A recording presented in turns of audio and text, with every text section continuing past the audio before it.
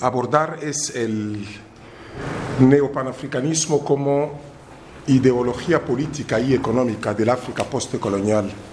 Como ya saben ustedes, el panafricanismo nació en el Nuevo Mundo, fundamentalmente en Estados Unidos, a manos de los afroamericanos, o lo que se suele llamar los africanos americanos, cuyo objetivo era rehabilitar la historia de África y poner fin a las agresiones coloniales en este continente, fundamentalmente del colonialista Cecil Rhodes, el inglés. Había que poner fin a sus agresiones y proceder inmediatamente a la rehabilitación de la historia de África. Esto se llevó a cabo tras la abolición de la esclavitud en Estados Unidos. Y a partir de la Segunda Guerra Mundial del siglo pasado, el proceso fue recuperado por los propios africanos, que se convirtieron en nacionalistas y activistas del panafricanismo, cuyo objetivo claramente definido era de crear los Estados Unidos de África. Por lo tanto, estamos ante una ideología que desde mi punto de vista es bastante idílica y nebulosa. Una ideología totalmente indefinida que cada uno interpreta a su manera. ¿Por qué? Bueno, partiendo de unos criterios tales como el geográfico. Se habla del panafricanismo subsahariano, el panafricanismo norteafricano, el panafricanismo transsahariano, es decir, continental, y el panafricanismo transatlántico. Y partiendo de este punto de vista temático, se puede distinguir el panafricanismo cultural, el panafricanismo político, el panafricanismo económico, etc. Por lo tanto, se ve claramente que estamos ante algo completamente indefinido. Incluso que dio en los primeros años de las independencias africanas a una interpretación totalmente errónea e incluso en contra de la propia unidad. Habíamos asistido en todas partes a una división organizada, porque hasta Mobutu y Adema, Paul Biya se consideraban como panafricanistas, es decir, recuperaron la ideología con fines de legitimidad interna contra sus objetivos, tal y como los padres afroamericanos lo habían definido. Pienso en particular en William Du Bois, en Marcus Garvey, William Sylvester, George Padmore, etc. Pero yo considero que hoy por hoy, teniendo en cuenta las necesidades y los problemas africanos, el panafricanismo me parece una ideología bastante superada, que necesita una cierta redefinición y una cierta adaptación. Y ello en función, como he dicho, de los problemas actuales del continente africano, que son problemas de desarrollo y problemas de unidad continental. Y los grandes teóricos, tales como Kwame Nkrumah o el profesor Cheikh Anta Diop, predicaron todos en el desierto. Recomendaron la creación de los Estados Unidos de África y desgraciadamente los políticos no les hicieron caso. Y me da la impresión que hoy por hoy, 60 años después de la independencia, en lugar de dar un salto cualitativo, hemos retrocedido en varios aspectos. Por lo tanto, para mí, el neopanafricanismo, para distinguirlo del panafricanismo clásico, romántico, venido del exterior, y del panafricanismo recuperado por las clases gobernantes africanas, los poderes actuales establecidos en el continente, hablo del neopanafricanismo, cuyo objetivo es claramente, lo tengo que dejar desde el principio, la creación de los Estados Unidos de África. Es decir, un panafricanismo supranacional, tanto en lo político como en lo económico. Un panafricanismo maximalista. Ya estamos hartos de experiencias de integración, o de, mejor dicho, de cooperación regional, cuyo balance es de un fracaso rotundo. Y para hacer frente al fracaso del Estado-Nación. 60 años después, el Estado-Nación en África se encuentra en un callejón sin salida. 60 años después, el proceso de integración regional conoce el mismo destino. Y por lo tanto, ante los desafíos de la globalización neoliberal, ante los desafíos del sistema internacional, había seguido todos lo que dijo Donald Trump, refiriéndose a los países africanos y otros de Latinoamérica, habló de agujeros negros de países, según él, totalmente... ¿Qué dijo exactamente? Países de mierda. Por lo tanto, África... Agujeros de mierda, precisamente. África, teniendo el 16% de la población mundial y el 33% de los recursos del mundo, el 60% de las tierras cultivables se le trata como lo ha hecho el presidente norteamericano, me parece totalmente inadmisible, me parece que necesita una respuesta. Y esta respuesta se puede conseguir solamente a través del neopanafricanismo, cuyo principal objetivo es superar la crisis del Estado-Nación. El Estado jacobino que se heredó de la colonización francesa e inglesa, este Estado-Nación ha fracasado. Y en segundo lugar, la integración regional a través de la Organización de la Unidad Africana. No he hablado de la organización he hablado de la Organización de la Unidad Africana, porque el objetivo de la OUA no era la unidad africana, una organización que se fundamenta en el respeto de la independencia de cada país, de su soberanía, de su integridad territorial. ¿Tiene como principal objetivo la unidad? No. Y su sucesora, la Unión Africana, ha adoptado prácticamente los mismos principios ultraconservadores de respeto de la soberanía de cada Estado, de su integridad territorial y de su soberanía. Por lo tanto, el neopanafricanismo al que me refiero consiste en a llevar a los estados africanos a renunciar a sus soberanías, y ello a favor de lo que llamo los Estados Unidos de África. Y no es una idea nueva. Esta idea ya había sido expresada a lo largo del tiempo por ejemplo, el Osagyefo Kwame Nkrumah, que hablaba de los Estados Unidos de África, que es el máximo líder panafricanista que haya producido el continente africano. Nkrumah fue derribado por un golpe de Estado, desde luego alimentado por los servicios secretos británicos. Y el segundo era el profesor Cheikh Anta Diop, que fue el primero en concebir científicamente, en definir las bases científicas, quería decir, de la unidad africana. El profesor Cheikh Anta Diop, a partir de la complementariedad que existe entre las distintas regiones africanas, llegó a elaborar un modelo de lo que deberían ser los Estados Unidos de África. Y el Estado federal que defendió en 1960 y después en una publicación en 1972 nunca fue llevada a su concreción. Y en tercer lugar, me gustaría también subrayar la sugerencia del antiguo secretario general de la OUA, Edem Kodjo, que habló del panafricanismo racionalizado, es decir, la concepción de África como una entidad única, un espacio de soberanía política y económica. Es lo que defendió Edem Kodjo en 1985. Y en el mismo orden de ideas, subrayar también la propuesta del activista de derechos humanos y profesor keniano Makau Wamutua, que propuso la reducción de los 55 estados africanos a 15, en función de sus afinidades étnicas, culturales, históricas, geográficas y económicas.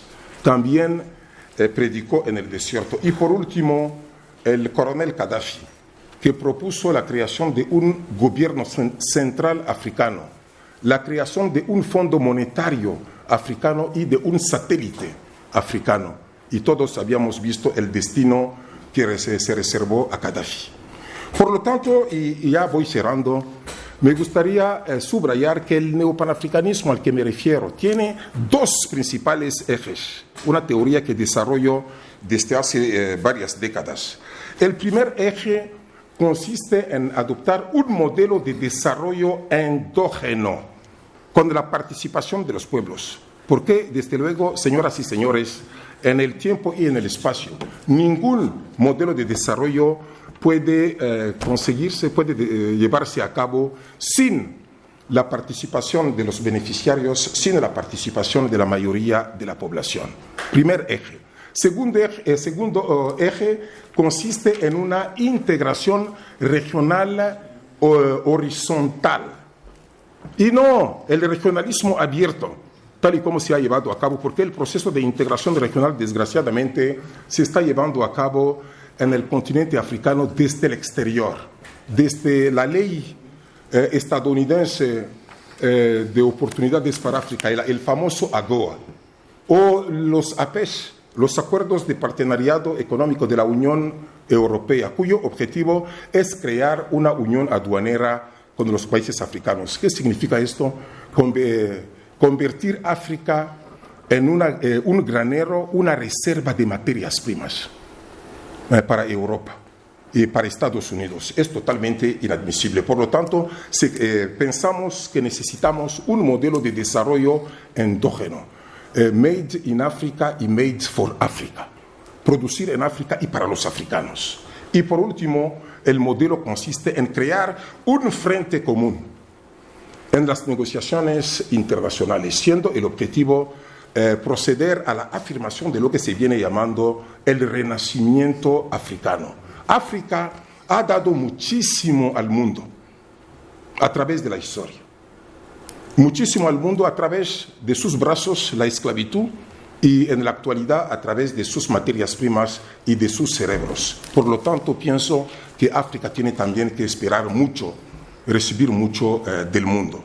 El neopanafricanismo es para mí una ideología del futuro, una ideología ineludible para el continente africano, cuyo objetivo, y con ello termino, consiste en no solamente dar protagonismo a los africanos, llevarse a encargarse ellos mismos de su historia, sino que además para llevar a cabo un modelo de desarrollo humanamente centrado, con un rostro social y económicamente viable. Muchas gracias por su atención. Muchas gracias al profesor Kaunda, que nos ha situado, y así yo me ahorro muchas cosas también, ¿no? Lamentablemente se ve muy pequeñito, todo lo tengo que explicar. El objetivo por el cual se había organizado esta charla era en parte porque hay mucho confusionismo respecto a qué es panafricanismo y qué no es. Entonces he venido a traer aquí un cuadro, un esquema de los movimientos africanos de liberación de carácter político. Y cada una de las burbujas, cada uno de los bocadillos que se ven en el cuadro representa uno de los grandes movimientos internacionales. No me estoy refiriendo a naciones específicas, sino internacionales. Y cómo hay mucho confusionismo. Hay muchas personas diciendo yo soy panafricanista, en realidad están defendiendo ideas que no tienen nada que ver con el verdadero panafricanismo. El panafricanismo clásico del que ha hablado el profesor y el neopanafricanismo. El panafricanismo clásico y el neopanafricanismo buscan la conquista del poder para la autonomía de la persona africana. Otros movimientos que buscan otras cosas pueden tener relación con el panafricanismo, pero no son específicamente panafricanistas. El panafricanismo es la conquista del poder para las africanas y los africanos, particularmente en el continente africano, y para ser independientes, autónomos, suficientemente poderosas y poderosos como para no sufrir injerencias externas. Dentro de todos estos movimientos que hay aquí, hay movimientos de muy diversa índole. Por ejemplo, los que están en rojo son los que son de corte más o menos socialista. Los que he puesto en color azul son los que tienen que ver con el cristianismo. El cristianismo tuvo muchísima importancia en el abolicionismo y a partir de ahí en algunos movimientos emancipatorios, particularmente en el Caribe y en Estados Unidos, ¿no? En morado he puesto aquellos que son más radicales. Incluso alguno que existe, y esto existe aunque sea muy minoritario, de supremacismo negro, que también existe. Y son cercanos a lo que yo llamo, bueno, a lo que se llama el nacionalismo negro. En rojo están los movimientos de inspiración comunista. Por ejemplo, los Panteras Negras eran maoístas. Hay que saber que eran maoístas. O sea, no hay que confundir, aunque los Panteras Negras estuvieron vinculados al panafricanismo y de hecho fueron a una conferencia panafricana, su ideología de base era maoísta.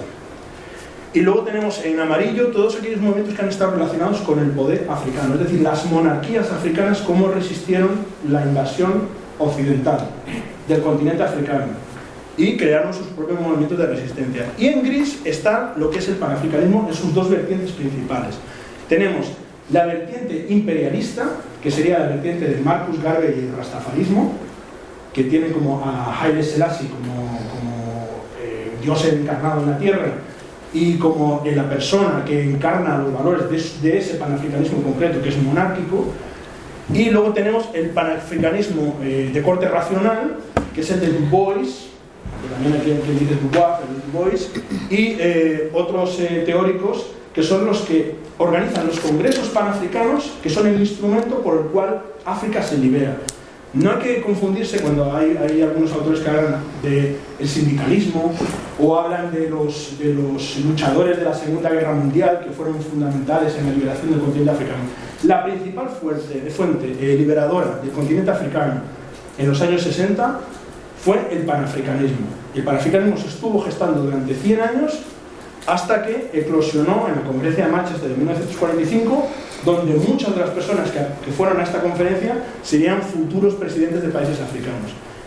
Es un panafricanismo congresual, es un panafricanismo no de liderazgo de una persona, sino de hablar, de democracia, de reunirse para discutir los problemas de las diferentes regiones del continente africano. Y esa es la tradición panafricanista.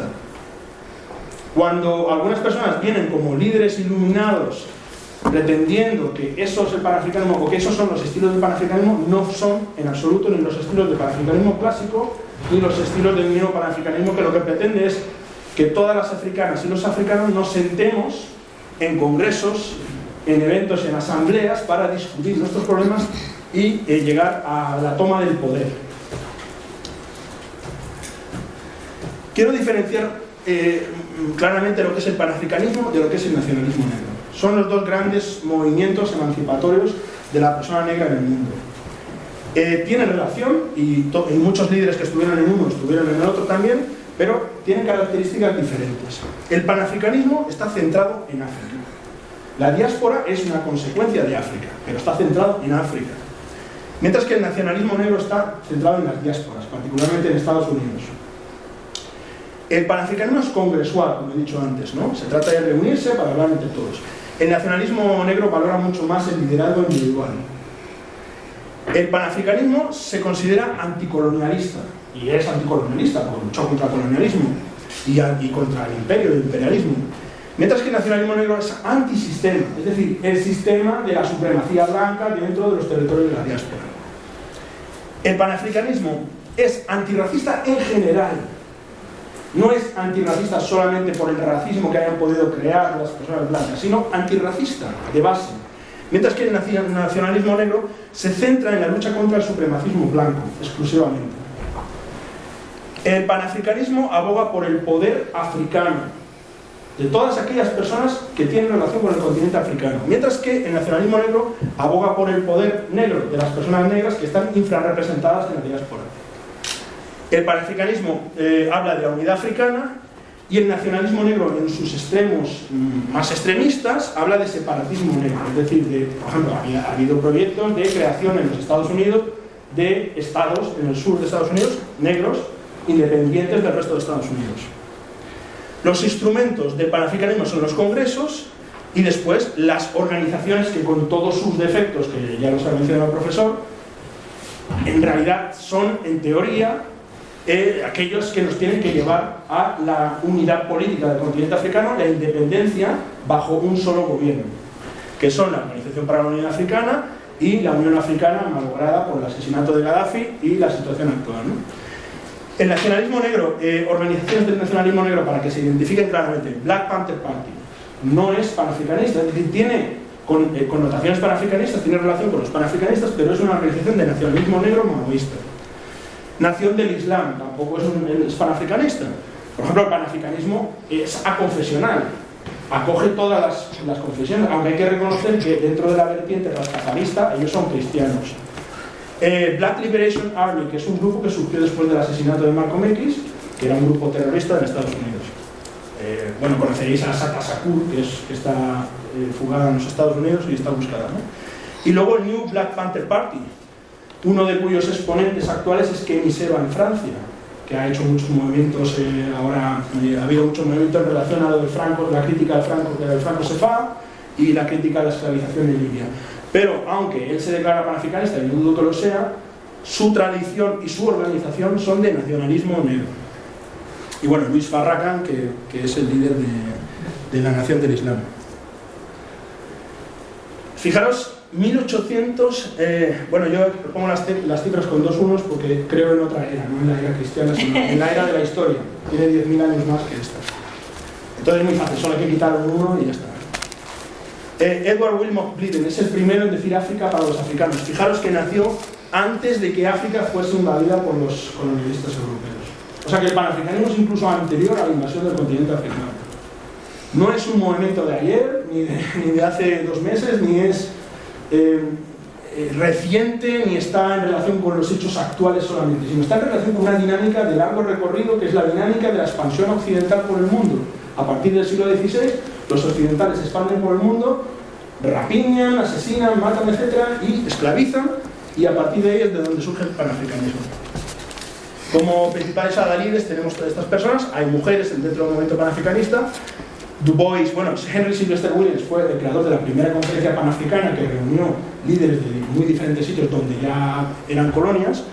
William Edward Booker Du Bois, que es afro-norteamericano, que es el organizador de las futuras conferencias hasta la de Manchester en 1945, y luego Marcus Garvey, que aunque participó en alguna de las conferencias de Du Bois, ya pronto se desligó de este movimiento. Y Amy Ashwood Garvey y Amy Euphemia Jacques Garvey, que fueron esposas también de Marcus Garvey y que participaron muy activamente en, por ejemplo, en el caso de Amy, en la creación de Black Star Line, que era una línea de barcos cuya idea era transportar a todas aquellas personas afroamericanas que quisieran regresar al continente africano.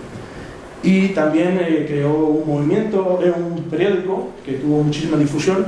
El movimiento de Marcus Garvey llegó a tener 2 millones de afiliados, que a principios del siglo XX es una cifra bastante considerable de afiliados. Y continúa con otras figuras que en muchos casos han sido muy denostadas y muy mal vistas por la prensa occidental, y no es algo nuevo, porque yo he estudiado el siglo XIX en África, las resistencias africanas, y todos los reyes que se resistían a la colonización, a la invasión colonial europea, eran tachados de caníbales, de asesinos, de sacrificios humanos, etc. Toda una serie de cuestiones que pudieran en algunos casos ser ciertas, pero que en realidad estaban exageradas para dar mala imagen de estos líderes. Entonces, por ejemplo, Haile Selassie, que es un líder al que se le dio muy mala imagen, pero hay que reconocerle que fue el catalizador para la creación de la Organización para la Unidad Africana. Luego tenemos filósofos como George Padmore, Kwame Nkrumah, que fue el primer presidente de Ghana, como sabrán, Ahmed Sékou Touré, que es de los pocos, porque hay que decir una cosa, el panafricanismo casi prácticamente que se queda encasillado un poco en el mundo de habla inglesa. En el mundo de habla francesa hay otros movimientos. De hecho, desde el punto de vista de los anglófonos, la parte francófona está como un poquito demasiado entregada al poder francés, y hay pocos ejemplos, pero hay algunos ejemplos como Ahmed Sékou Touré, que fue un ferviente panafricanista, Thomas Sankara, de quien nos hablará la compañera Elena, y como último gran exponente Muammar Gaddafi. Pero esto es un ramillete, son muchísimos más. Se sorprenderán, habrá intelectuales que ustedes pensarán, no, este no será panafricanista, pues lo es, ¿no? Bueno, esta mesa, en la próxima, profundizaré un poquito más en el tema del panafricanismo en relación a la decolonialidad y por qué no son lo mismo y por qué la decolonialidad no nos empodera igual que el panafricanismo. Pero como estamos en la mesa de mujer, rápidamente voy a tratar el tema de mujer. La primera frase que quiero decir, supongo que será antipática para algunas personas, pero tienen que saber que la mujer africana nunca ha necesitado el feminismo occidental. Ha habido suficientes movimientos en África de emancipación de la mujer organizados por las propias mujeres africanas. Aquí he traído el ejemplo de algunas, ¿no? Por ejemplo, bueno, Harriet Tubman en Estados Unidos, Nana Yash Antigua, fue una líder anticolonial que cogió las armas contra el gobierno británico porque los hombres no querían hacerlo. Sojourner Truth, Amy Jacques Garvey, Ana Nzinga, que fue una luchadora contra el colonialismo portugués en Angola, y la otra panafricanista, Amy Eufemia Garvey, que también fue esposa de Malcolm Garvey. Bueno, en relación a lo que se llama el feminismo negro. El feminismo negro se le ha dado en llamar mujerismo, para diferenciarlo del feminismo blanco. ¿Por qué? Porque el feminismo blanco y el feminismo negro tienen dos historias totalmente diferentes. Hay la pretensión de algunas feministas de que el feminismo negro ha surgido como una ramificación del feminismo creado en Occidente. Y no es verdad. Primero estaba el feminismo africano mucho antes de que apareciera el feminismo occidental. Se cree que el mujerismo apareció en los años 60 como lo que se llama tras la crisis de la segunda ola del feminismo. Sin embargo, por ejemplo, personajes como Harriet Tubman o Sojourner Truth ya señalaban las diferencias entre la opresión que existía sobre las mujeres negras y sobre las mujeres blancas. Quiero leeros rápidamente un discurso que dio en una convención feminista de mujeres blancas, el Sojourner Truth, en el siglo XIX, 1851. Dijo: hermanas, no sé de qué habláis. Bueno, ella había sido esclavizada, había participado en el movimiento abolicionista y es conocida por ello. Hermanas, no sé de qué habláis. Si la mujer quiere más derechos, que los tome y que deje de hablar de ello. Muchas me preguntan por qué nunca llevo pantalones. Yo les contesto: ya tuve suficiente con los pantalones en la época de la esclavitud. Todas estábamos obligadas a llevar lo que llamaban ropa de niggers. Vosotras pedís que los hombres deben ayudarnos en esto y lo otro. Mira mi brazo, yo he plantado y cultivado, ¿y no soy acaso una mujer? Yo he sacado adelante 13 hijos para ver cómo la mayoría fueron vendidos como esclavos. Nadie me ayudó a criarlos porque ningún hombre podía hacerlo, estaban esclavizados. Bueno, el caso de Harriet Tubman es muy conocido. Tuvo una juventud muy dura, estuvo esclavizada por diferentes propietarios, fue vendida en diferentes ocasiones. Una de las personas que narra que fue más cruel con ella fue una mujer blanca, una viuda, que le maltrataba día y noche, constantemente. Tuvo un accidente porque un propietario de esclavos estaba intentando castigar a uno de ellos y le tiró una pesa de 1 kilo y en el camino estaba ella, le dio una cabeza. Y a partir de entonces empezó a tener visiones, veía a Dios y Dios le decía que tenía que liberarse y liberar a todos los esclavizados, ¿no? Se calcula que debió liberar más de 300 personas. Es decir, ella se liberó, se escapó al norte de Estados Unidos y desde allí participó en lo que se llama el Railroad Underground, que es lo que se llama, bueno, traducido en castellano, es el ferrocarril subterráneo, que es las rutas clandestinas para escapar al norte, ¿no? Hay que señalar que ella participó en la Guerra Civil Norteamericana cuando ya estuvo en relación con el gobierno norteamericano, fue espía del norte de Estados Unidos y fue la primera mujer en la historia de Estados Unidos en participar en el asalto a un fuerte, siendo la comandante. No solo eso, guió a los barcos norteamericanos por el río Potomac, realizó un montón de acciones heroicas que no fueron reconocidas en la guerra, se le reconocieron ya muy tarde cuando ya iba a morir. Y también formó parte del movimiento sufragista, del voto femenino. Bueno, rápida, esto es ya para terminar. Quiero señalaros la diferencia que existe en lo que se llama clásicamente, o actualmente, perdón, feminismo negro y lo que se llama clásicamente mujerismo. El mujerismo está entroncado en la tradición africana de empoderamiento femenino. Mujeres que fueron monarcas, guerreras, emprendedoras. Esta idea de matriarcado, aunque también hay que, para ser sinceros, el matriarcado realmente no ha existido en ningún sitio, lamentablemente, pero bueno.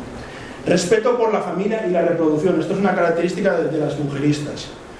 Complicidad con el hombre en la lucha anticolonial y antirracista. Luego os voy a mostrar un texto que lo explica perfectamente. Y como ontología, es decir, ¿qué pretende el mujerismo? El empoderamiento africano llevará al empoderamiento de la mujer africana y negra. El feminismo negro surge a partir de postulados feministas occidentales, sufragismo, lucha contra el patriarcado y el machismo. Busca la emancipación de la función reproductiva, busca la creación de espacios solo para mujeres, llamados espacios seguros, y como ontología, es decir, como objetivo tiene el empoderamiento femenino reconociendo las interseccionalidades, ahora lo explicaré lo que es, para quien no lo supiera, y lleva a que ello llevaría al empoderamiento de la mujer negra. Bueno, pues acabando, dos definiciones de cada cuestión, ¿no? Una es de Alice Walker, que es la que ha desarrollado el mujerismo actualmente, y que define: mujerista es una mujer que ama a las mujeres y a la cultura femenina. Está comprometida con la supervivencia colectiva de hombres y mujeres. Ahí de cuando he dicho de la lucha entre hombres y mujeres, juntos, ¿no? Hombres y mujeres. No es separatista salvo en situaciones excepcionales. Ama la lucha y se ama a sí misma. Y ahí tenéis la referencia en el libro en el que sale, ¿no? Y luego Kimberly Crenshaw, que es la teórica de la interseccionalidad, que define la interseccionalidad es cuando varias discriminaciones de género, raza, clase, orientación sexual, diversidad funcional convergen sobre un sujeto y se solapan. La lucha contra estas situaciones exige un tratamiento diferenciado, porque viene a señalar que hay un feminismo negro porque existe algo socialmente creado que es la raza negra, y que por lo tanto el solapamiento de estas dos situaciones de género y de raza crean una situación de exclusión y de problemáticas específicas para la mujer negra. Y bueno, esta es mi introducción a la cuestión del feminismo negro. Mi tema más bien era sobre la mujer y la unidad política africana. O sea, el sitio que tiene la mujer en la política africana. La Unión Africana ratificó unos convenios de protecciones a la mujer, ratificaciones en la Convención sobre la discriminación discriminación contra toda forma de discriminación sobre la mujer, y la ratificación sobre el protólogo sobre los derechos de las mujeres africanas. Era más bien para poder facilitar el empoderamiento de las mujeres en los espacios políticos. En los espacios políticos entendemos, ¿qué son los espacios políticos? Son el gobierno, ministerios, asambleas legislativas y todo eso. Es importante que la mujer esté presente en todos esos espacios, que es donde se toman decisiones importantes que van relativas a su vida. África, para desarrollarse, necesita a las mujeres, porque ellas son una parte que participan, una gran parte que participan en el Producto Interior Bruto del continente, a través de sus pequeños comercios, a través de sus plantaciones, de los pequeños apoyos que aportan más bien a sus familias. Es fundamental empoderarlas, es fundamental buscar estrategias para llevar a esas mujeres a que tengan más bien el apoyo necesario para estar presentes en esos organismos. ¿Y cuáles son esas estrategias? La primera era de identificar a esas mujeres que tenían esas cualidades, ese potencial de liderazgo. Encontrar esas mujeres en asociaciones, en espacios políticos, en sindicatos, apoyar a esas mujeres, darles una formación, darles las armas necesarias para poder luego competir competir o ser competitiva con el género masculino, porque estamos todavía en una sociedad donde la cultura trata a la mujer como una persona más bien inferior. Una mujer es buena para estar en casa, es buena para acompañar al hombre y todo, pero todavía no tiene esas capacidades necesarias según ciertos pensamientos para poder estar en las tomas de decisiones que son también importantes y que juegan un papel importante en sus vidas. Dentro de la estrategia esta de encontrar y de dar apoyo a las mujeres, está también la estrategia que ha establecido la Unión Africana, que era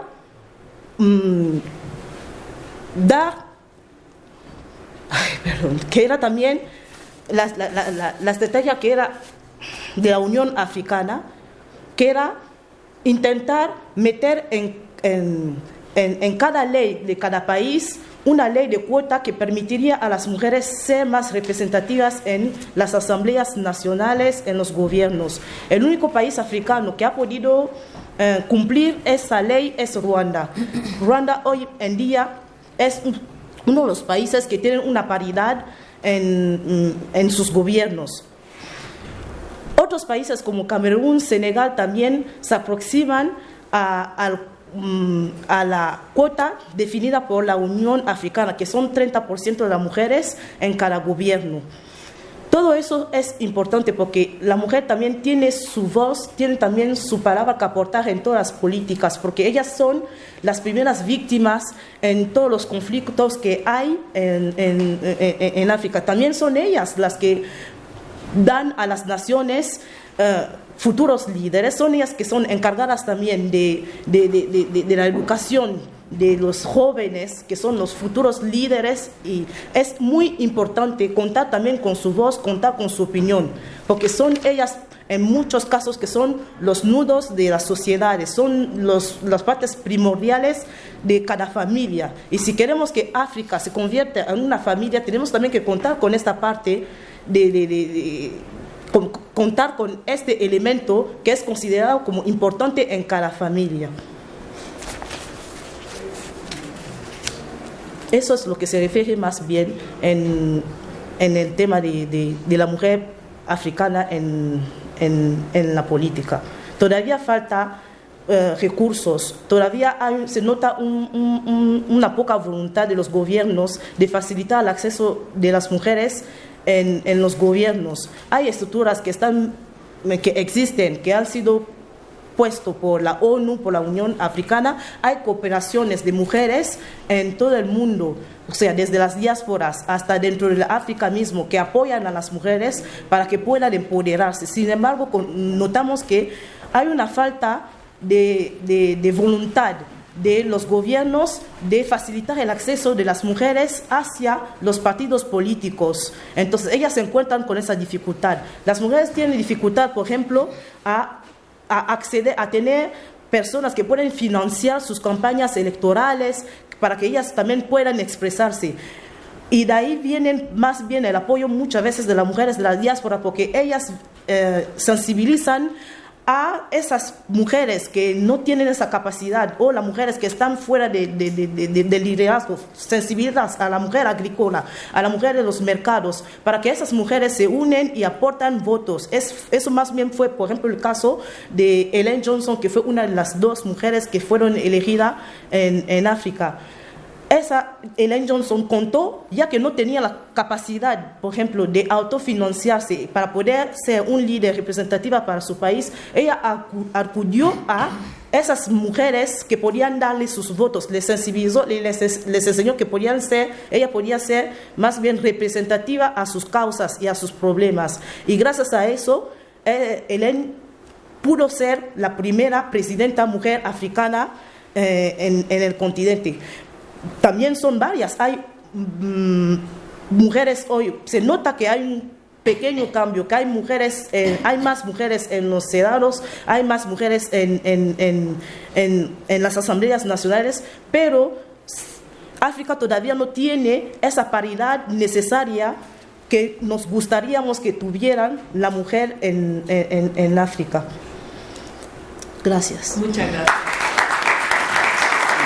Antirracista y la lucha contra los CIE y contra el sistema deportador o de control migratorio que tenemos en España, y que dentro de, entre otros, ¿no?, pues afecta muy directamente, obviamente, a la mujer africana, ¿no?, o a las personas africanas en general.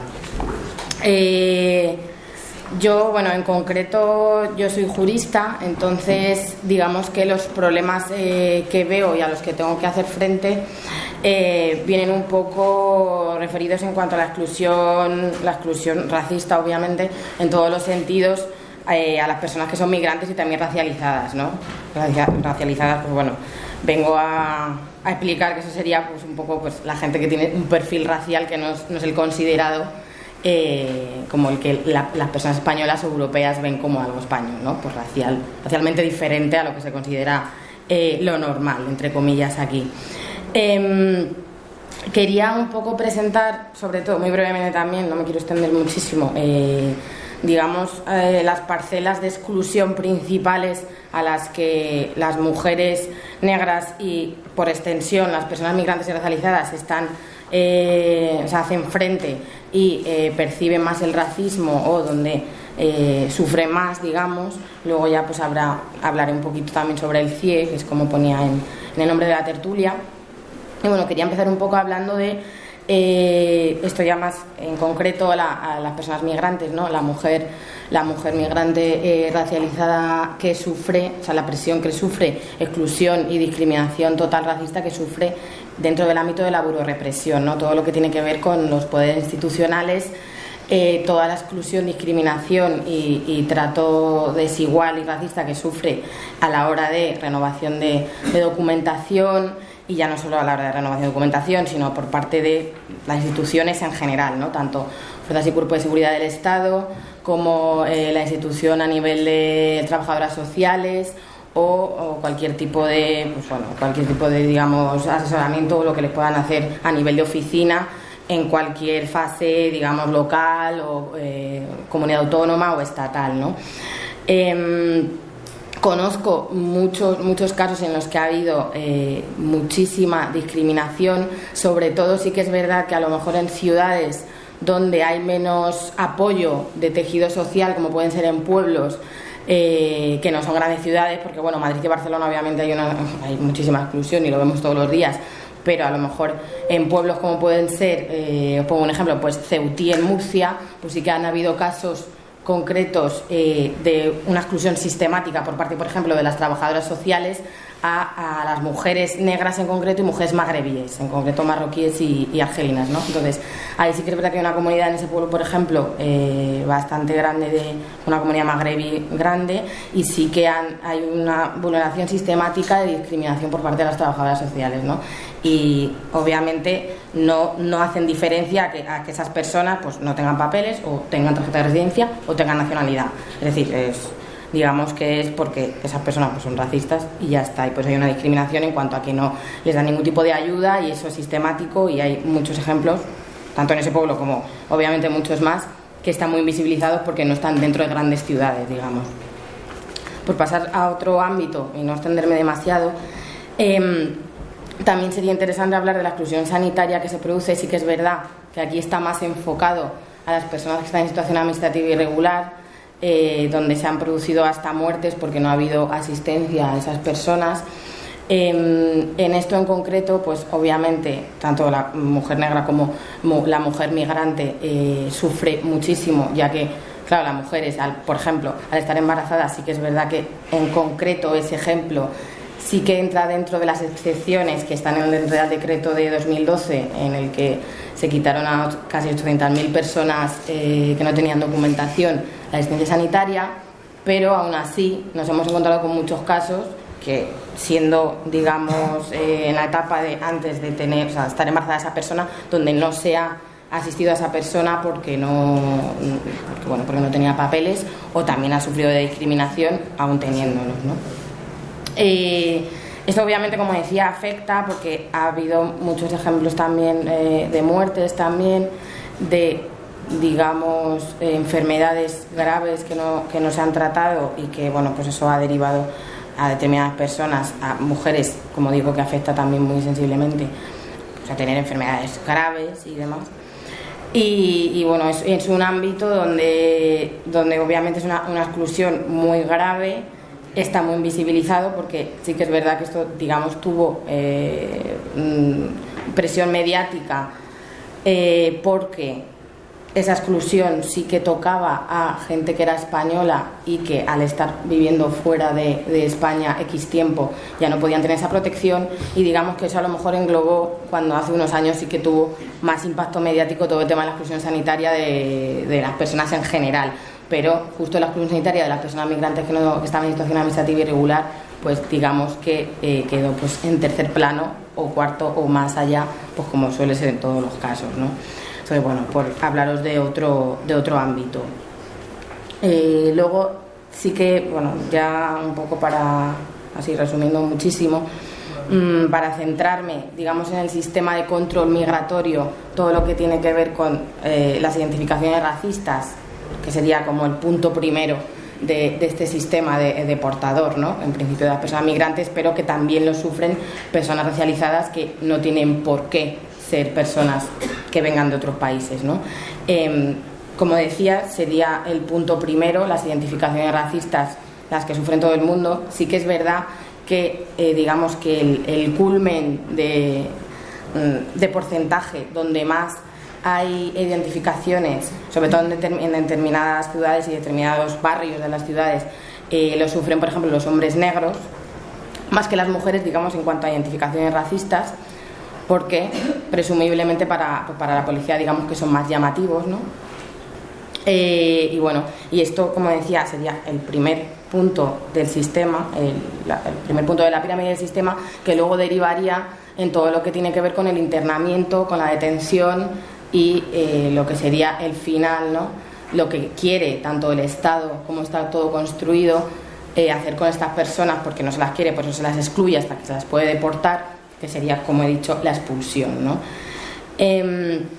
En cuanto a la comunidad africana y todo lo que tiene que ver con la detención, etcétera, etcétera, la visión que se tienen por parte de las organizaciones, sobre todo de una forma que tienen, bueno, digamos que tienen una visión como más paternalista, por decirlo de alguna forma, digamos que en cuanto a las personas negras sí que se siente que a lo mejor el trato podría ser, o sea, generalizando mucho, podría ser un poco más, digamos, bueno, en el sentido de, o sea, entenderme, encuadrarlo en el paternalismo ya sabemos cómo, la visión que tienen las personas africanas aquí en los anuncios, ¿no? Cuando los niños les ponen como que pobrecitos, que mira cómo viven allí, a eso me refiero, ¿no? O sea, la visión que algunas organizaciones masivas, digamos, ¿no? Que tienen bastante poder en cuanto a aquí, pues en cuanto a protección o asistencia como sin más, no de denuncia, a las personas migrantes, por ejemplo, pues digamos que se tiene esa visión. Esto no es igual, o sea, digamos que podría haber una diferencia en cuanto a lo que se puede entender como tratamiento a las personas negras, por ejemplo, que lo que podría ser las personas africanas magrebíes, ¿no? Porque digamos que con los magrebíes hay, digamos que se sistematiza mucho el tema de la criminalización, que la criminalización por el lado de las personas negras es de otra forma. O sea, digamos que se ve como más de forma paternalista, según, bueno, personalmente yo lo veo así, en cuanto a la visión que tendrían las organizaciones, ¿no? Ya pasando más a lo que tiene que ver con tema de detención, cárcel, centro de internamiento de extranjeros, etcétera, etcétera. Dentro de las cárceles, cuando, bueno, yo he hecho varios talleres, bueno, hablando un poco de todo, ¿no? El sistema migratorio, extranjería, racismo dentro de algunas cárceles, y es increíble toda la población migrante y racializada que hay dentro de las cárceles, ¿no? Obviamente, siendo unas comunidades que en España, como pasa en otros países, pues obviamente está en una exclusión horrorosa, ¿no? Porque así es como, digamos, va, ¿no? El sistema de exclusión racista, este racismo estructural en el que vivimos, pues hace que esa exclusión al final pues lo que haga es llevar a esa gente que no se la quiere pues a detenerla o a hacer cosas que al final pues les lleven a determinados sitios, ¿no? De detención, cárcel, etcétera.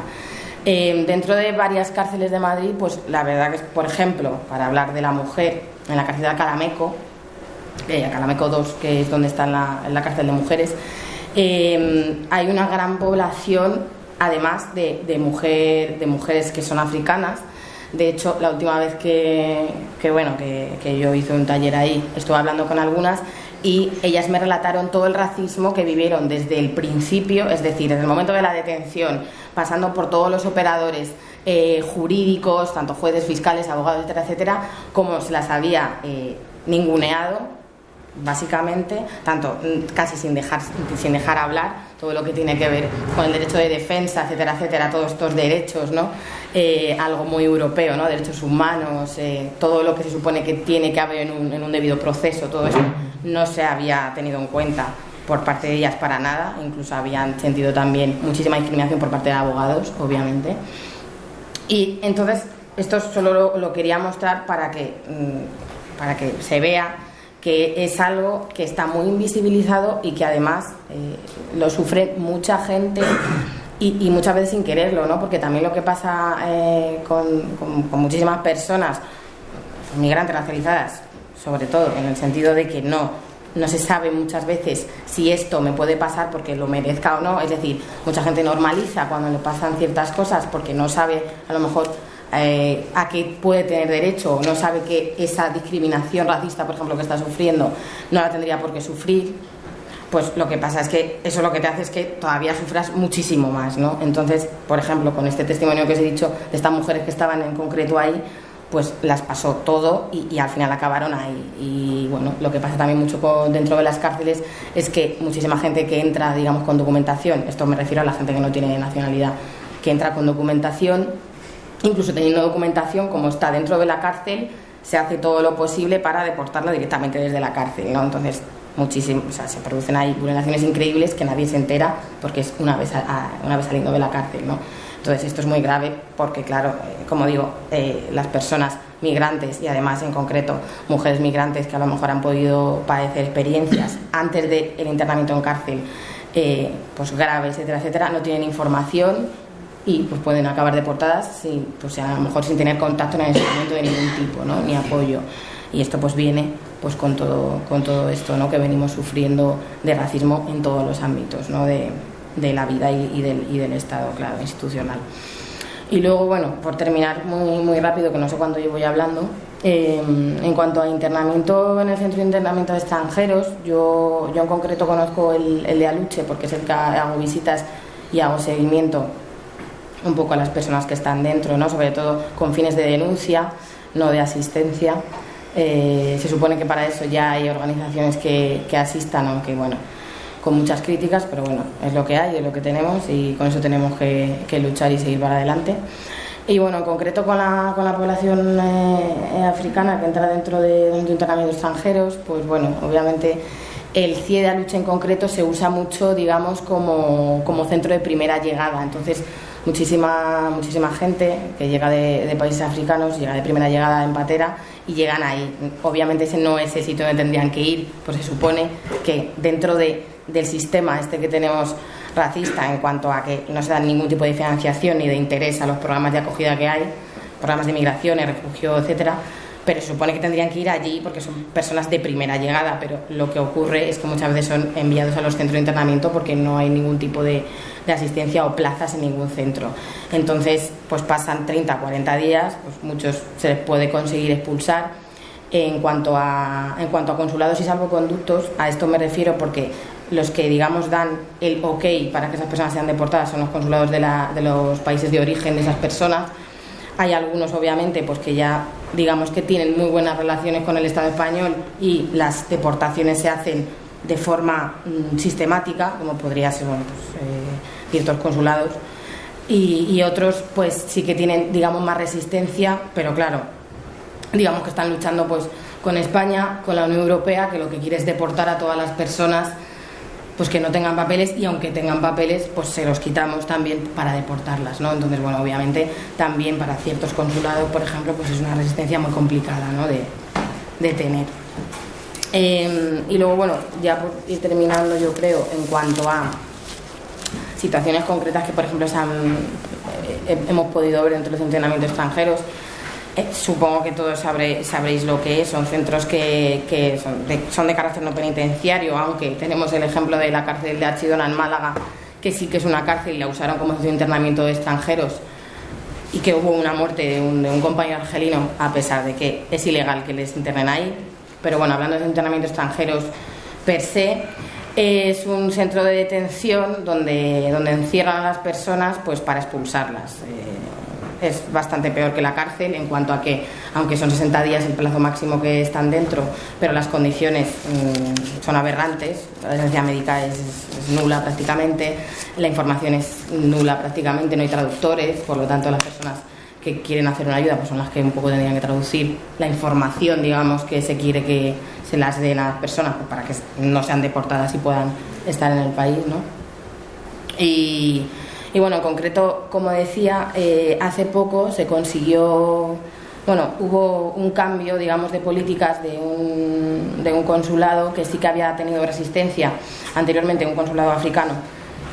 Da igual el nombre, porque bueno, tampoco quiero concretar, ¿no?, exactamente, que sí que había tenido resistencia la persona cónsul en cuanto a no dar salvoconductos a las personas que pues o bien que estaban dentro de CIE o bien detenidas para que se pudiera proceder a la expulsión, pero ahora ha habido un cambio de política y sí que da estos salvoconductos.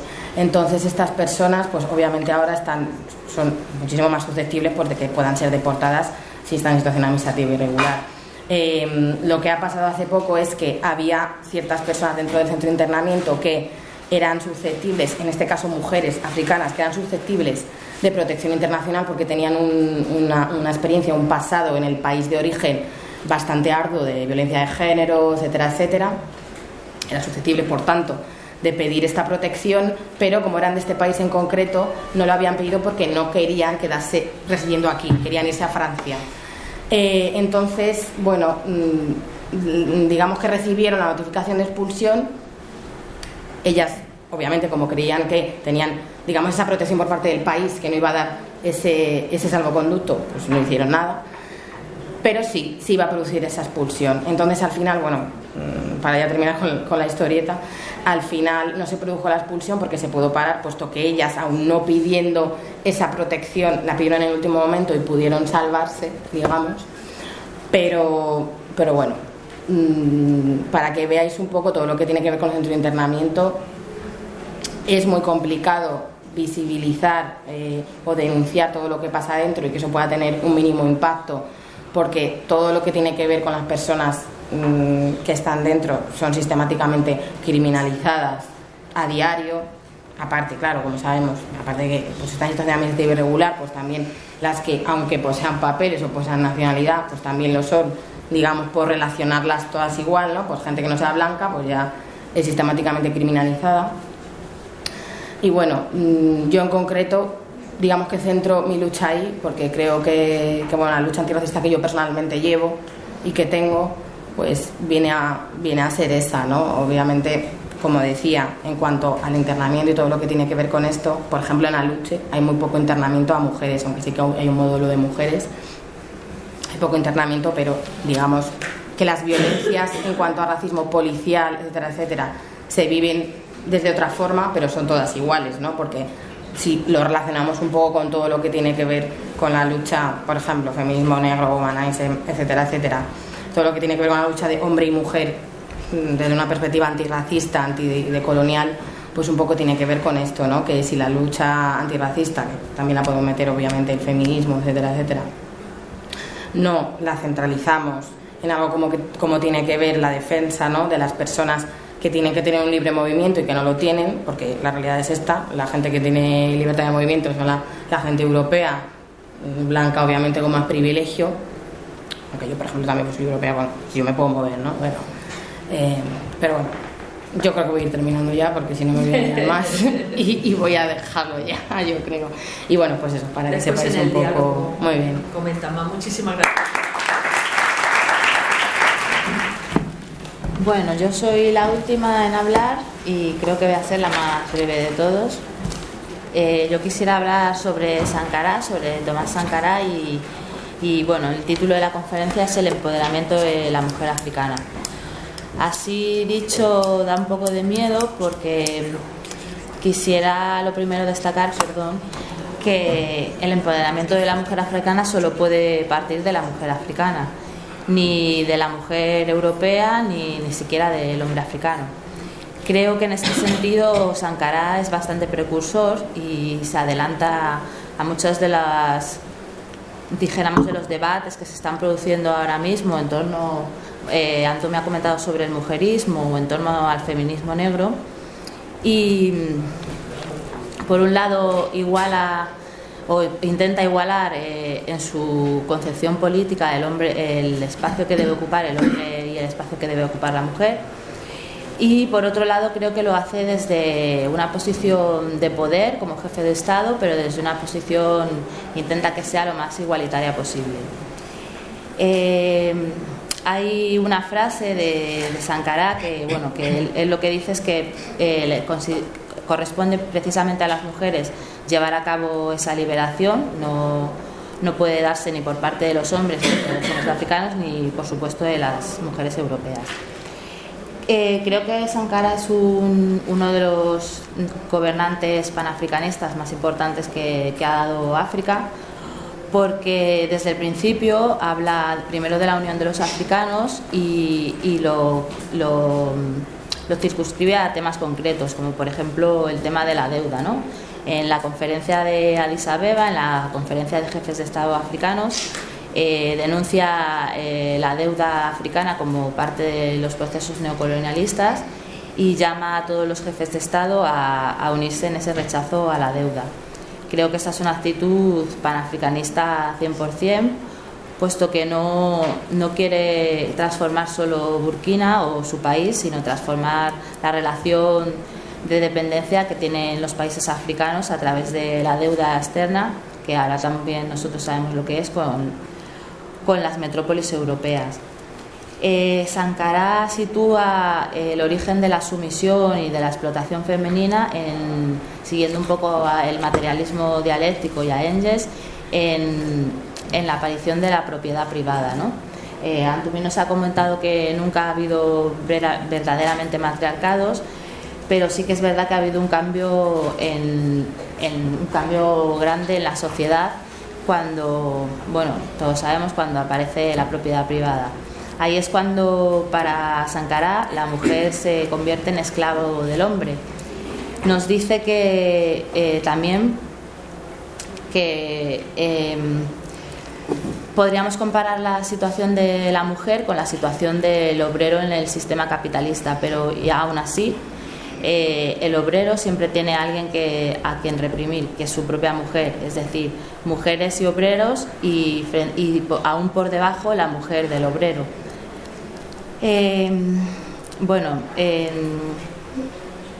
También quisiera decir que con respecto al tema del empoderamiento de la mujer africana, creo que no debemos caer en el paternalismo que a menudo se da desde los países occidentales, puesto que imponer modos de vida y modos de pensamiento es un completo error.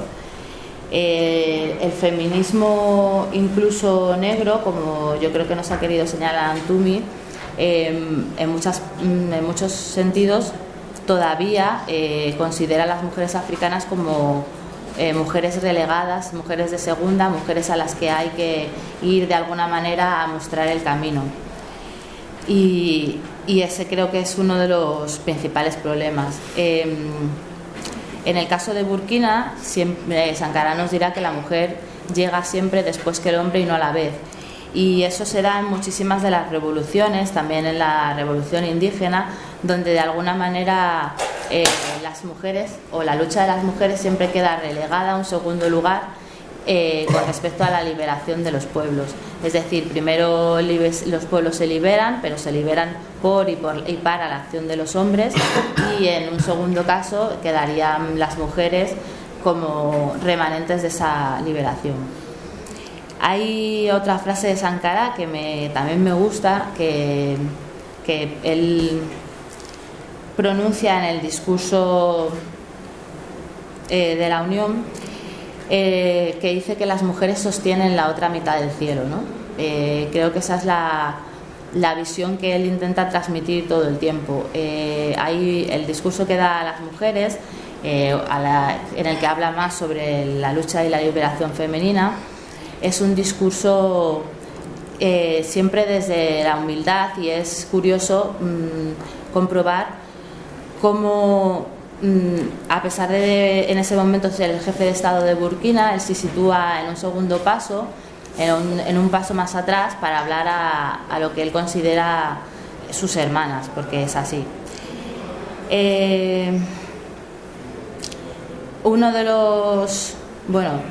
estaba diciendo y os quería comentar el tema de que sí, Occidente impone sus modos de vida a las mujeres y a las mujeres negras y africanas, y en ese sentido, por ejemplo, uno de los aspectos más problemáticos sería el tema de los matrimonios polígamos. No me voy a meter ahora a profundizar en ese tema, pero sí que es verdad que donde muchas veces los ojos occidentales solo ven poligamia, hay también relaciones de hermanamiento y relaciones de solidaridad mutuas, a pesar de la opresión que sufren las mujeres, o a pesar de la situación desigual, dijéramos, que tienen las mujeres en estos matrimonios. También Sankara señala claramente la brecha de género, y eso ya lo he comentado, cuando nos dice que la mujer africana siempre está, o la mujer en general, siempre está supeditada al hombre. Y en ese punto compara un poco la prostitución con el matrimonio, cuando es un matrimonio con relaciones de dependencia y sobre todo dependencia económica, cuando la mujer no tiene su propia capacidad para ser autónoma económicamente, es cuando para él el matrimonio y la prostitución quedan igualados, pues de alguna manera el hombre compra a la mujer no por un espacio breve, sino por un espacio mayor de tiempo. Lo que quería decir es un poco esto. Sobre todo quería recalcar el tema de que sin la participación de las interesadas, es decir, si la revolución tiene que partir, o el empoderamiento, que bueno, es una palabra, no sé si en este caso sería correcta, porque al fin y al cabo se trata de hacer hablar a alguien por sí mismo, si de algún sitio tiene que salir es del propio seno de las mujeres africanas y del propio seno de las comunidades africanas. Y nunca viniendo ni los hombres ni las mujeres europeas siquiera a intentar, dijéramos, imponer o proponer modos de vida que no cuentan en el fondo con la realidad de las sociedades en las que se intenta intervenir. Para esto un ejemplo claro es la cooperación, y sobre todo la cooperación en aspectos de género, porque donde a menudo se suele ver un empoderamiento, hay un movimiento de fichas en el tablero que hace que a veces se desmorone la sociedad entera. Por eso creo que es importante tener claro, uno, que la no intervención en las sociedades es fundamental, y dos, que si esa intervención se va a llevar a cabo tiene que darse siempre desde el máximo respeto y la máxima lejanía posible. Y bueno, eso es lo que yo quería decir un poco, porque creo que las partes más importantes, tanto Mbuyi como Antumi, han tocado temas sobre el panafricanismo, y bueno, aquí lo dejo.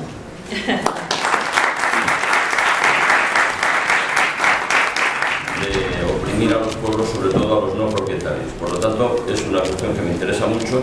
En uno de los libros de Bui, yo ya lo oí, en el de Desarrollo del Sur, yo creo que sí se plantea, pero la pregunta es así, que desde el panafricanismo o desde el neopanafricanismo, ¿qué relaciones pensáis que deben de establecerse con el resto del movimiento obrero? Porque no habrá cambios sin una relación lo más internacionalista posible. Y otra cosa que me preocupa mucho, es una segunda pregunta, que creo que ha salido de algunas de las intervenciones de Luis y también de algunas vuestras, es: ¿no serían las primaveras, las llamadas primaveras, un movimiento contra el panafricanismo?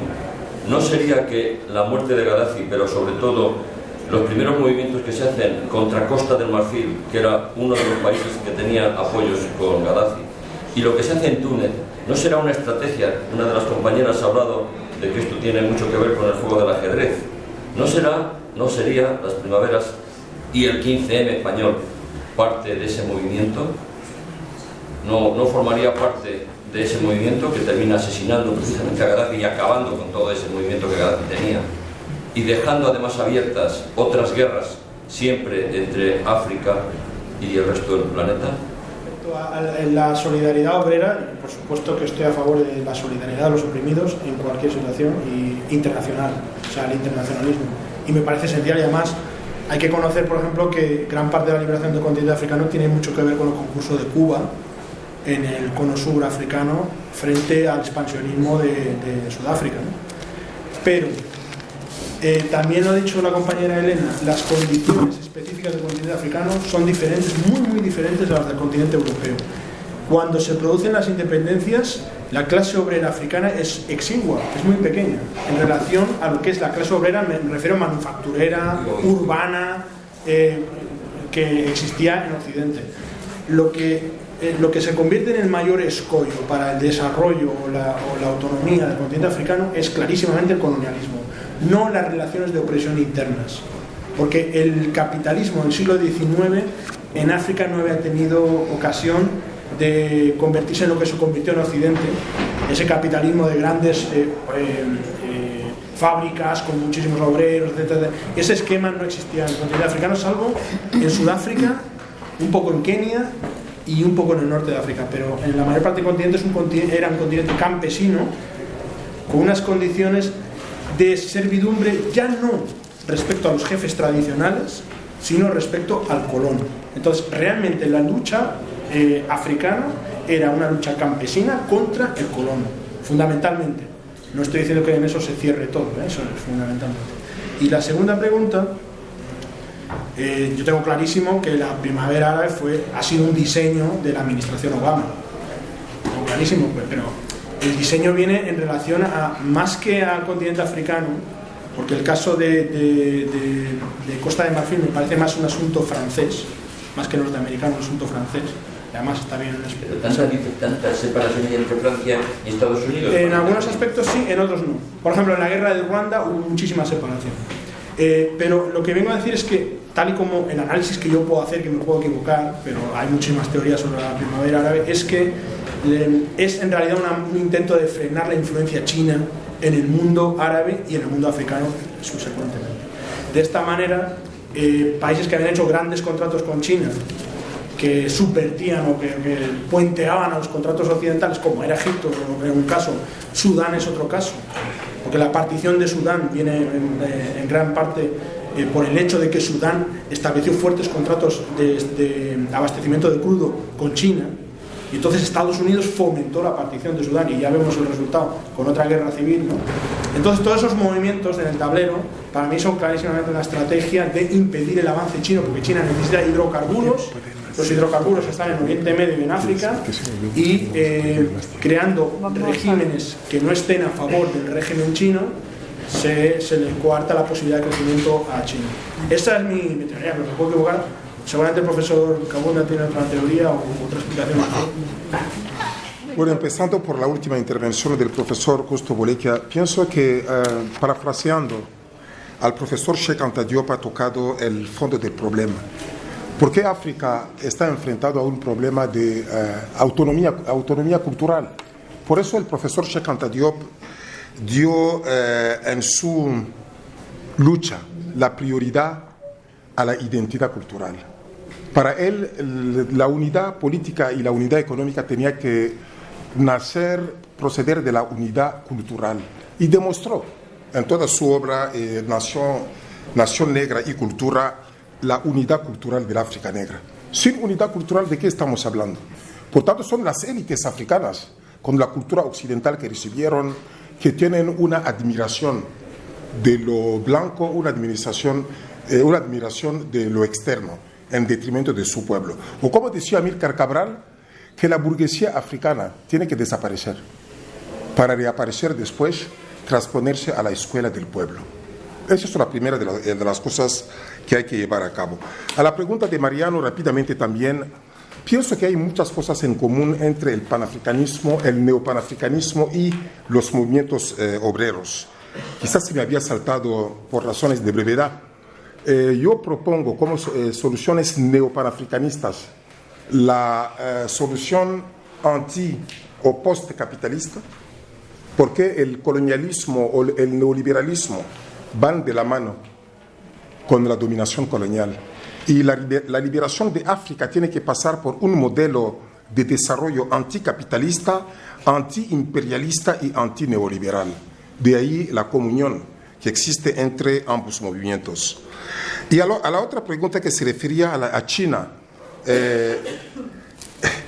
China invade África. Hay que ser serio, ver el lado tanto positivo como negativo.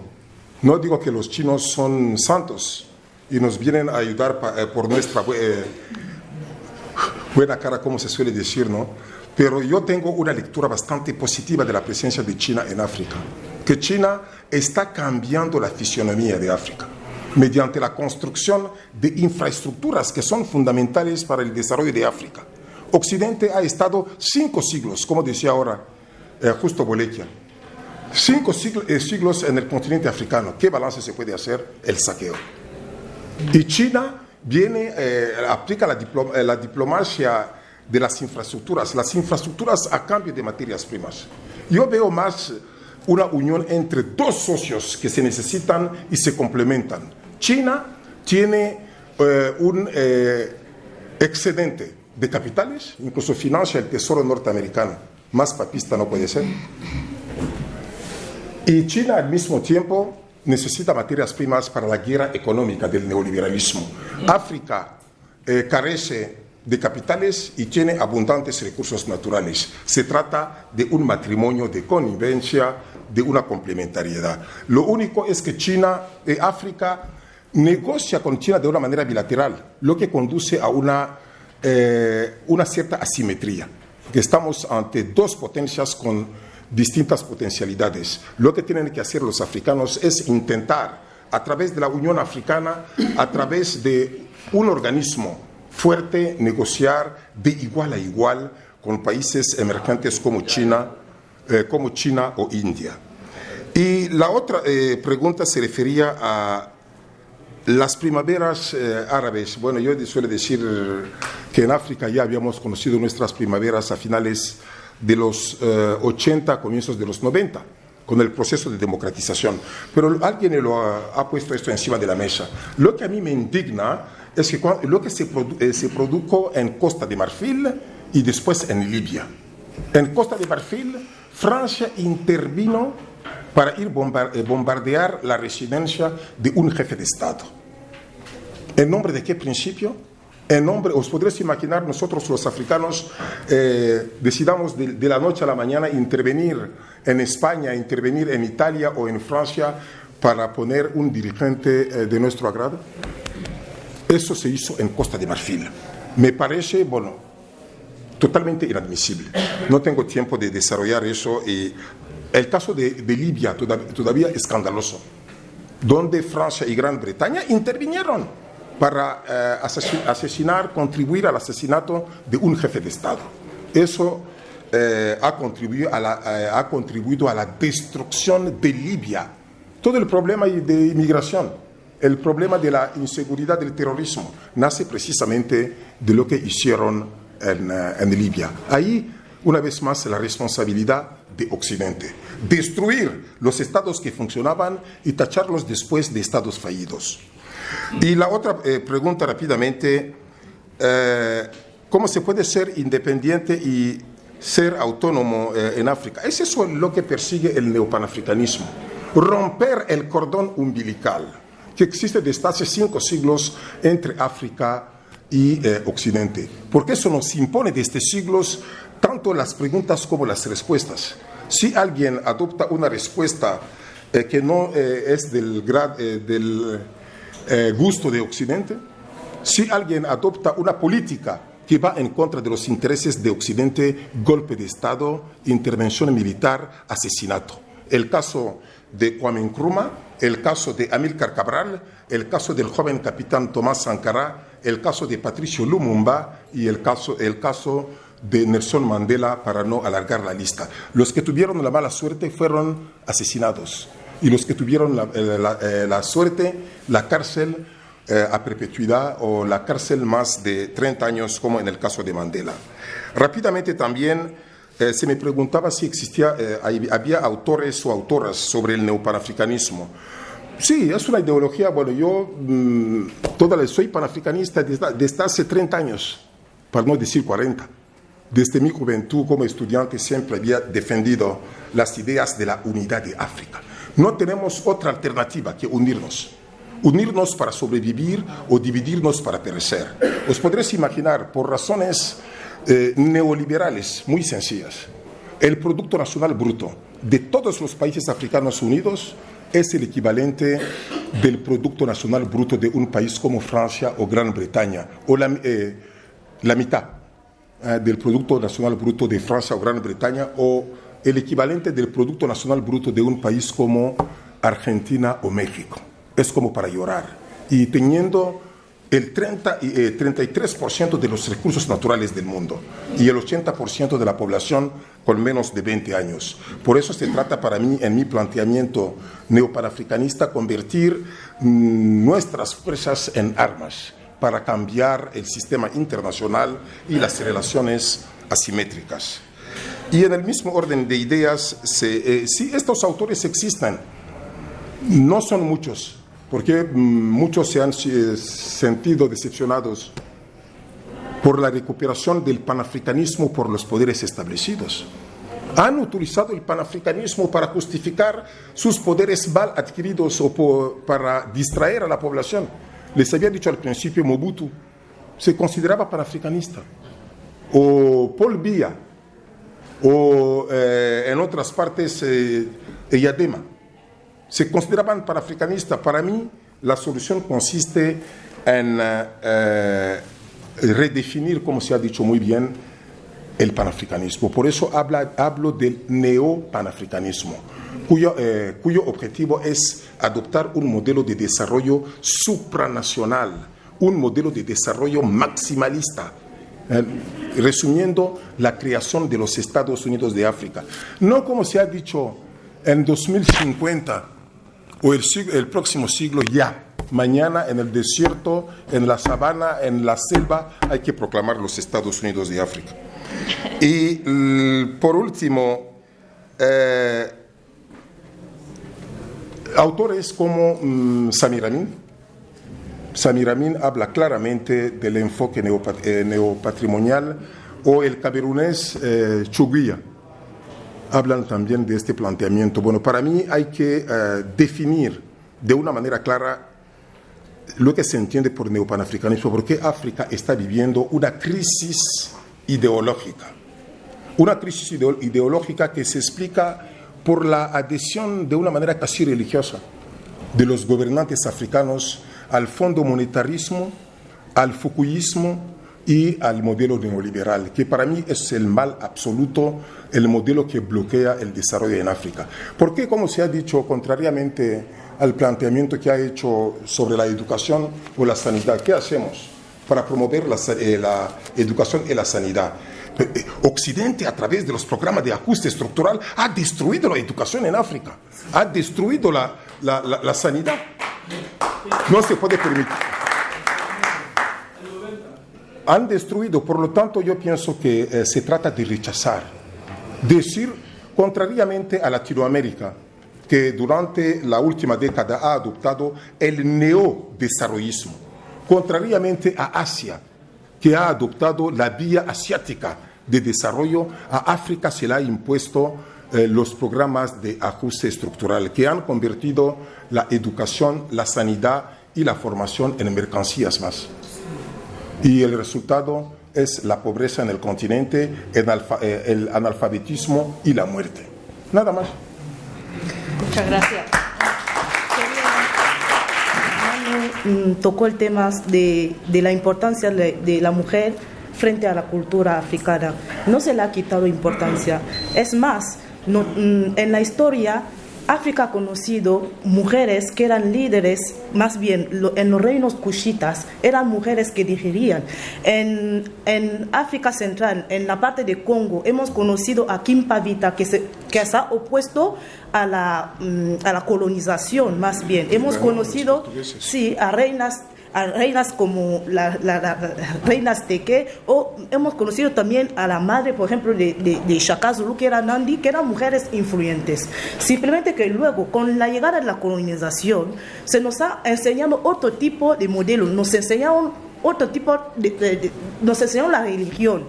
Perdimos estos valores culturales que nosotros teníamos, donde la mujer tenía un sitio importante que compartía poder con el hombre, o sea, se complementaban. Entonces, tras la colonización, todos esos valores se perdieron. Y hoy en día lo que nosotros estamos denunciando es que cada día va peor, porque la mujer hoy en día está siendo pisoteada, no tiene acceso a esta paridad en los gobiernos. Y es eso. Y luego el hermano aquí tocó el tema de la mujer contra la mujer, sobre todo en lo que se refería a la mutilación genital. Primero, África es muy grande. Ese problema está en una parte, concreta que está en África del Oeste. Cada una tiene una cultura diferente y hay muchos organismos hoy en día que están luchando y están hoy en día formando mujeres para que tomen conciencia del daño que se están haciendo. Y es eso, justamente es eso el empoderamiento de la mujer africana. Estamos luchando para curar esos males que tenemos, los males de nuestra propia cultura o sociedad, porque al fin de cuentas eso ha venido con la religión de cierta manera, no eran cosas que estaban propias nuestras. Bueno, es eso, nada más. Creo que ha respondido bien la compañera y además creo que el sistema patriarcal se basa en el enfrentamiento de unas mujeres y otras, por eso existe el concepto de sororidad. Entonces no es una cuestión exclusivamente de África y ligada a la mutilación, sino es una consecuencia directa del sistema patriarcal, que también se da en Europa, por cierto. Y con respecto al tema de las llegadas de migrantes, creo que por positivizar la pregunta o por darle la vuelta, creo que los países del sur están, dijéramos entre comillas, sosteniendo la carga de las primeras llegadas. Pero cómo hagan los países del norte de Europa o cómo hagan los países del sur, al final no es lo importante. Lo importante es que nosotros vivimos en España y debemos, creo, y es lo que intentaba decir Dana, asegurarnos de que los derechos humanos se cumplan siempre en nuestro propio país. Decía como que un Estado es racista o no lo es. Pues bueno, personalmente sí que pienso que las prácticas son racistas, las leyes son racistas porque las leyes no son objetivas, o sea, las leyes son escritas por personas, las personas no son objetivas, son subjetivas. La jurisprudencia también, por contestar al hermano que ha preguntado lo de que hay imperfecciones colaterales. Bueno, digamos que a lo mejor si lo miramos desde un punto de vista económico, pues bueno, a lo mejor también podemos relacionar que hay cosas que se dan dinero para unas cosas y otras para otras, pero todo eso tiene, como decía antes, o sea, eso tiene una subjetividad muy grande y eso se basa pues en el racismo que existe y que no es solo imperfección o carencias, ¿no? Como hablabas antes, o sea, que la ley, la jurisprudencia está hecha por jueces españoles en su mayoría, es muy pocos jueces que no sean blancos españoles, por ejemplo en España. Las políticas migratorias, no solo en España, ¿no? Sino en la Unión Europea o en el mundo, en el norte global, pues sí que tienen, digamos, un cariz racista, ¿no? Todo lo que hablábamos antes de todo lo que ha dicho Trump, pues todo va en deriva de eso, ¿no? Y obviamente, cuanto más haya un discurso más racista, todo se va a ir allí. Todo el mundo se va a querer parecer más a lo que diga Trump. Si dicen que Haití es un país de mierda, El Salvador es un país de mierda, o un país africano, son países de mierda. O sea que sí, España es un país racista.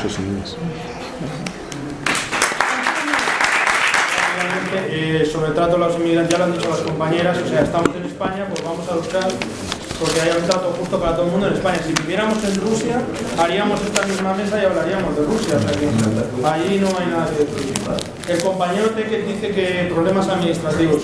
Hay dos, yo solo voy a decir dos datos que son muy claros. Solo dos datos que son muy claros. Una persona con la piel oscura en España tiene 47 veces más probabilidad de ser parada por la policía, ya está. Esto no está dicho por ninguna organización panafricanista, sino por George Soros, imagínense. Claro. Y de otro dato, hace 2 años se concedieron 56.000 visados a países de África intratropical, más llamadas subsaharianas. 56.000. Y a un solo país, que es Rusia, 890.000. Voy a ir corriendo. Entonces, si eso no es racismo, que vengan los dioses y lo vean. La cuestión es, se trata de establecer un tapón con los países africanos. Y todos los mecanismos que hay y todo el gasto que se produce en la frontera sur española es porque no se quiere la entrada de africanas y africanos que son percibidos como el caos, la invasión, el horror. Me parece bien, pero entonces que no roben las materias primas. No creo que venga la gente de casi todo lo demás se contesta después. Lo único sería lo de China. A mí me hace mucha gracia la crítica a China, porque los países que tendrían más que criticarse ellos mismos en relación a su política con África, primero se dedican a criticar China. El reparto de beneficios de las relaciones bilaterales entre China y África es de 64% a favor de China y 36% a favor de África. Por lo tanto, China gana más, está clarísimo. Pero es que el reparto de beneficios entre las potencias coloniales y África era 93% las potencias coloniales, 7% África. Entonces vamos a ser serios en este asunto. Hay muchísima propaganda anti-China, pues claro, porque es un competidor, le está quitando el huerto particular a Francia y a todos estos países que se creían que África era suya, ¿no? Entonces, bueno, en fin, el caso de Laurent Gbagbo, que lo comentaré después, es un caso clarísimo en este sentido. Muchas gracias. A este desprecio de África. Ayer fue Sarkozy que decía claramente en Dakar que nuestro problema era no tener historia y cultura, poniendo de manifiesto su desconocimiento de la realidad africana. Y hace poco Macron volvió a decir casi lo mismo, que nuestro problema es tener muchos niños. Y por último, Trump, que nos tacha de un agujero de mierda. Pienso que está bien, se está despreciando a una víctima de la historia que fue agredido, porque hay que reconocer al menos que los africanos tienen el mérito de haber sobrevivido a la esclavitud, sobrevivido a la colonización, sobrevivido a la neocolonización y en la actualidad al neoliberalismo. Gracias.